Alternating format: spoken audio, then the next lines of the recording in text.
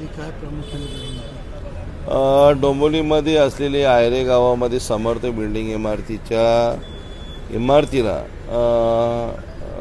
अनधिकृत बिल्डिंग तोडण्यासाठी महापालिकेने नोटीस दिलेली आहे.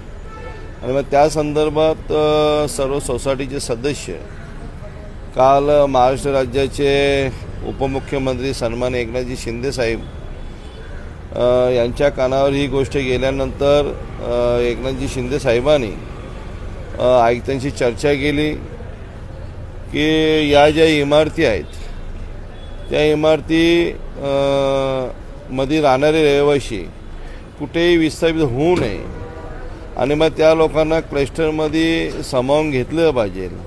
त्यासाठी आपण सर्वजण प्रयत्न करत आहोत, शासन प्रयत्न करत आहेत.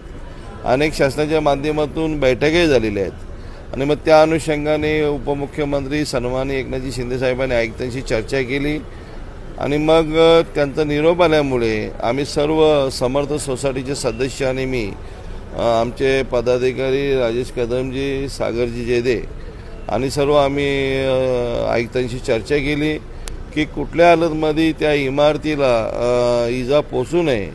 कारण 5 ते 6 वर्ष झाली ते लोक तिथे राहतात आणि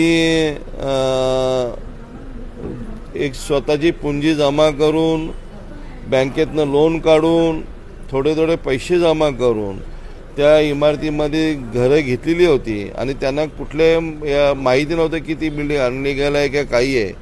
आणि ज्यांनी त्यांची फसवणूक केली त्यांच्या कारवाई नक्कीच झाली पाहिजे, पण इमारतीवर कारवाई न होता त्यांना विस्थापित न करता त्यांची इमारत कशी वाचेल याकडे आपण लक्ष दिलं पाहिजे. तिला क्लस्टरमधून जाऊ द्या किंवा कशाही माध्यमातून जाऊ द्या, पण ती इमारत वाचली पाहिजे.